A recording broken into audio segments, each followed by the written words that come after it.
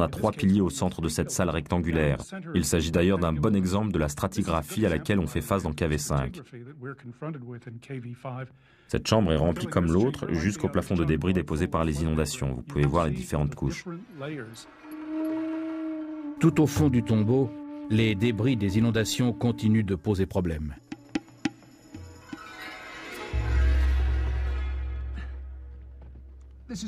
Voici l'un des nombreux couloirs de KV5 qui n'ont pas fait l'objet de fouilles. Celui-ci se dirige vers le sud, directement vers le tombeau de Toutankhamon. Personne ne sait pourquoi. Il y a un mur aveugle à la fin, là. Peut-être une ouverture. Le problème est d'arriver à l'atteindre.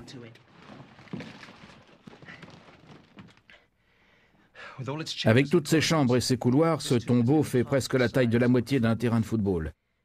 Et il est entièrement rempli de ces débris. Derrière ce mur, ils trouveront peut-être d'autres vestiges de poterie, de canopes, peut-être même des cadavres momifiés. Certains de ces débris sont aussi durs que du béton. Une excavation mécanique est hors de question. Tout cela, c'est-à-dire des tonnes et des tonnes de débris, doit être dégagé à la main. Mais les débris des inondations ne sont que l'un des obstacles qui dissimulent encore les secrets de KV5.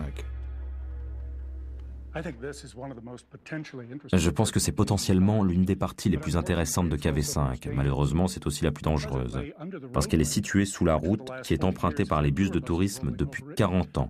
Tout son plafond s'est effondré.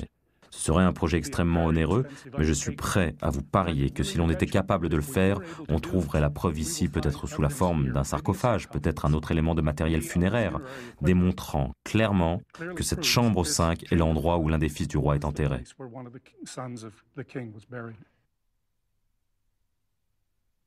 À cause des inondations, des sculptures et peintures sur les murs de KV5 ont été sévèrement endommagées. Cependant, alors qu'on commence à vider les chambres, des vestiges de sculptures indiquent de façon manifeste que KV5 était autrefois magnifiquement décoré. La sculpture de ce mur nord, ici dans le couloir 7, est absolument spectaculaire. C'est l'un des meilleurs exemples de sculpture en relief que l'on ait dans le tombeau. Bien sûr, à l'origine, il était peint et tout ce qui nous reste maintenant sont les contours.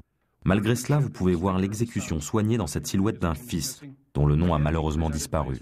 Cette fois encore offert en cadeau par son père Ramsès II au milieu d'un tas d'offrandes pour les dieux. En l'occurrence, Khanu et la déesse Hathor, dont le beau visage est élégamment sculpté. Cependant, une chose étrange se produit dans ce couloir, à cet endroit précis. Jusque-là, nous avions de beaux reliefs sculptés. Cela s'arrête et au lieu de ça, à partir d'ici, les murs deviennent rugueux. Ils ont été, comme on dit, préparés pour le plâtrage. Je n'ai pas la moindre idée sur la raison expliquant cela, excepté une possibilité. Peut-être qu'à l'origine, le couloir s'arrêtait à cet endroit, n'allait pas plus loin. Et ensuite, le couloir a été prolongé. Le tombeau a été agrandi afin de fournir des sépultures supplémentaires pour les autres fils de Ramsès II qui l'avaient précédé dans la mort. Alors que toujours plus de sculptures endommagées sont découvertes dans le tombeau, le travail consistant à leur restituer leur forme originelle a été assuré par Suzanne, l'épouse de Kent.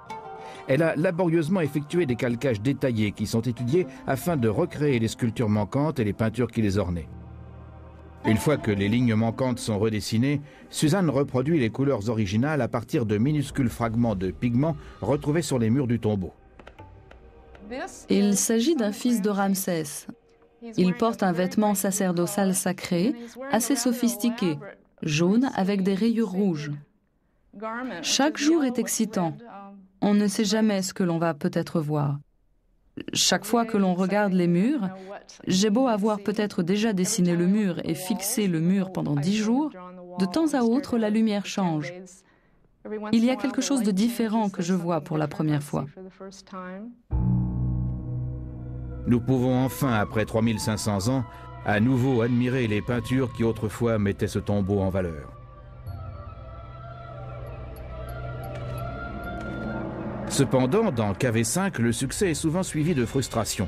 Le tombeau semble se jouer des Wicks, comme si le grand Ramsès lui-même s'efforçait de dissimuler la clé du mystère de ses fils disparus. Nous savons qu'à l'origine, ce tombeau était magnifiquement décoré avec des bas-reliefs peints de couleurs brillantes, mais à cause des inondations, une grande partie de la peinture et du plâtre ont été emportés par les eaux. Et c'est d'autant plus frustrant dans cette scène dans la seconde chambre. Nous avons Ramsès II une silhouette de son fils, et juste au-dessus du fils, nous pouvons seulement discerner des hiéroglyphes, le fils du roi de son corps, et le nom a disparu. Nous n'avons pas la moindre idée de qui il peut s'agir. Étant donné le titre, la silhouette du fils, nous étions très excités par cela. Il peut s'agir du fils numéro 6, numéro 7 ou numéro 8 sur notre liste des gens enterrés dans ce tombeau. Nous étions si près du but, mais l'avons raté de peu. Après 10 années de fouilles, KV5 avec plus de 100 chambres s'est avéré être le tombeau le plus grand à la conception unique de la vallée des rois et sans doute de toute l'Égypte. Il est évident qu'il a été construit par Ramsès II et petit à petit, on commence à accumuler les éléments de preuve indiquant qu'il a effectivement créé ce tombeau pour ses nombreux fils.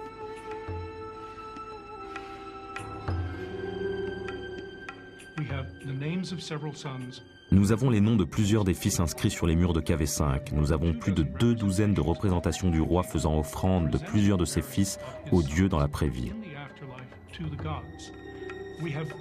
Nous avons des objets funéraires, des canopes qui ont été découverts dans plusieurs chambres de KV5 et qui comportent les noms et titres de 5 des fils de Ramsès II. Kent Weeks trouve bientôt des preuves de nature beaucoup plus personnelle. En 1998, KV5 a commencé à restituer quelques-uns des corps qui reposaient dans cette tombe particulière depuis si longtemps.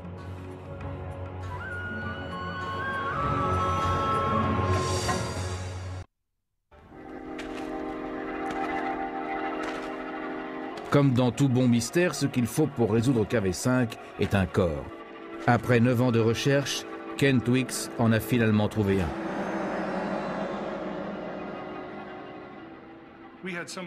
Nous menions tellement de projets de front durant les premières années de travail sur KV5 que nous n'avons dégagé la moitié nord de cette salle que 2 saisons plus tôt.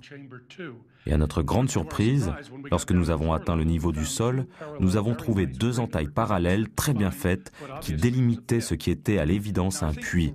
Je pense qu'à l'origine, ceci était peut-être le lieu de sépulture de quiconque était enterré là, quand ce n'était encore qu'un tombeau à 2 chambres au cours de la 18e dynastie. Ce que nous avons trouvé en arrivant au fond du puits était une série de couches d'ossements et en dessous 3 crânes d'hommes adultes avec la vertèbre du cou encore attachée ainsi que des traces de tissus et de bandelettes momifiées sur leurs cadavres. En dessous de ça, nous avons découvert le corps encore entièrement articulé d'un jeune homme adulte, une momie d'environ 50 ans, couchée dans cette position directement sur le sol. Et je pense que d'après la position des bras et celle du corps, il est probable que ce corps et peut-être aussi les 3 autres crânes aient appartenu au fils de Ramsès II. Pourquoi une momie d'une telle importance aurait-elle été abandonnée dans un puits aussi rudimentaire et sans ornement?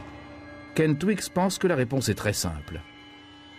Lorsque les pilleurs de tombes ont pénétré dans KV5, ils sont descendus profondément dans le tombeau, à l'intérieur des chambres funéraires de ses fils, ont attrapé les momies et les ont remontées ici, près de la porte d'entrée, là où la lumière était meilleure et où ils pouvaient voir ce qu'ils faisaient. Ils ont mis les corps en pièces, à la recherche de bijoux en or et de colliers pectoraux, et ainsi de suite, et ensuite ils ont simplement jeté les morceaux de cadavres par terre. Certains d'entre eux ont été entraînés dans ce puits par les eaux.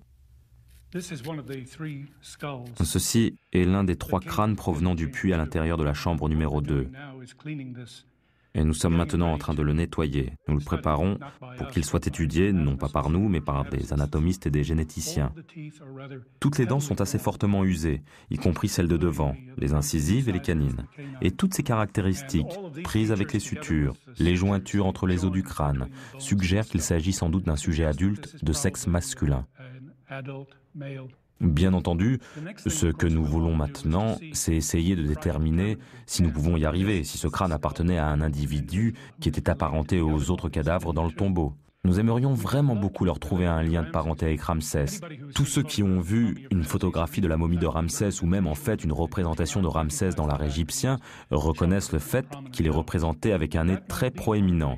Et cela pourrait être l'une des caractéristiques anatomiques que nous rechercherions afin d'essayer de déterminer des relations.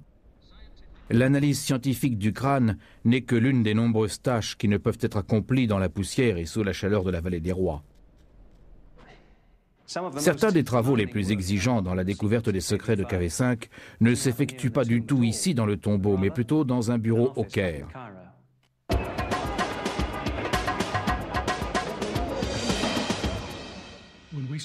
Quand nous avons commencé le travail sur le projet de cartographie de Thèbes en 1979, nous ne disposions que d'un budget infime. Aujourd'hui, nous avons du personnel à temps complet, 8 employés sur ce projet et du personnel composé de volontaires à temps partiel et d'employés à temps partiel qui sont éparpillés à travers le monde. C'est un projet très diversifié et ce qui est amusant pour un archéologue de nos jours, c'est en fait d'essayer de réunir toutes ces spécialités disparates. Pourriez-vous remonter cette section? Ce que j'aimerais faire, Sommer, c'est jeter un coup d'œil à ce détail. Le travail de nos graphistes et de nos architectes est extrêmement utile. Il nous offre un nouveau moyen d'examiner, regarder les matériaux et effectuer des études comparatives de ces matériaux. Nous voulons réaliser un CD-ROM sur la nécropole de Thèbes, en nous servant des photographies que nos employés ont rassemblées, des dessins architecturaux que nous avons préparés et bien sûr des matériaux historiques également. On pourra par exemple s'arrêter sur un site tel que le temple de Luxor sur la rive est et on pourra générer toute une série de dessins en 3 dimensions montrant les différentes étapes dans la construction de ce temple. Ceci est bien sûr KV5. Nous pensions pouvoir produire quelque chose qui soit non seulement utile aux chercheurs, mais qui puisse être également amusant et excitant pour les écoliers par exemple, des enfants de 8-9 ans qui étudient l'égyptologie à l'école pour la première fois. En dépit de tous ces efforts, Kent Weeks est le premier à admettre qu'il y a encore beaucoup à faire dans KV5. Le travail est lent et astreignant et la tâche n'arrête pas d'augmenter. Jusqu'à présent, 150 salles ont été découvertes et seulement 7% d'entre elles ont été dégagées. Cependant, une chose est maintenant sûre. En 3000 ans de construction de tombeaux dans l'Égypte ancienne, il n'existe rien qui ressemble même vaguement à KV5, que ce soit par sa taille ou par son incroyable conception. Pourquoi Ramsès II a-t-il apparemment créé un mausolée si inhabituel pour ses nombreux fils? Kent Weeks pense avoir trouvé une réponse.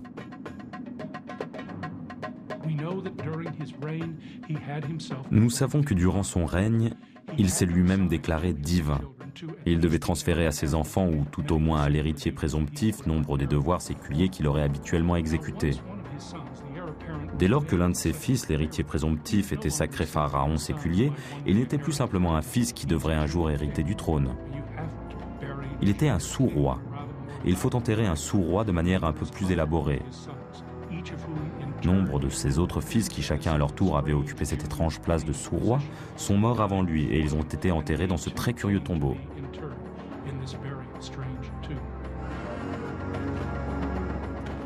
Il y a toujours plus de questions que de réponses qui restent à découvrir dans KV5. Cependant, le tombeau a démontré que nos connaissances sur l'Égypte ancienne sont loin d'être exhaustives. Comme toujours pour Kent Weeks, la recherche continue. Il voulait devenir égyptologue depuis son enfance dans l'État de Washington. Cependant, il espère maintenant pouvoir apporter sa contribution à la profession qu'il aime tellement. Au cours des prochaines années, en plus de notre travail dans KV5, l'une des choses que j'aimerais le plus faire est aider au développement d'un plan directeur pour la protection de la vallée des rois, et en fait pour tout Thèbes. La nappe phréatique remontant, la pollution, l'augmentation de la population dans les villages voisins, l'augmentation du tourisme sont en train d'ébranler tous les sites ici, les tombeaux et les temples. Il n'y a rien qui pourrait me rendre aussi triste que de réaliser que les générations à venir pourraient se voir privées de l'opportunité de visiter un endroit aussi magique que la vallée des rois. Il serait vraiment dommage que d'ici un siècle, des enfants de 8 ans à Everett, Washington, ne puissent pas rêver d'un endroit comme celui-ci comme je l'avais fait moi-même. Kent Weeks travaille sur KV5 depuis plus de 10 ans. Parfois, il n'y avait aucune garantie que son travail aille révéler davantage que quelques salles vides, avec toujours la distraction d'avoir à trouver des fonds pour financer tout ceci. Cependant, sa patience et un travail acharné ont donné naissance à ce qui est en train de devenir l'une des plus exaltantes découvertes en Égypte. Au cours des années qui viennent, KV5 va révéler davantage de ses secrets. Dans quel but cet immense tombeau a-t-il été bâti? Qu'est-il advenu de son contenu?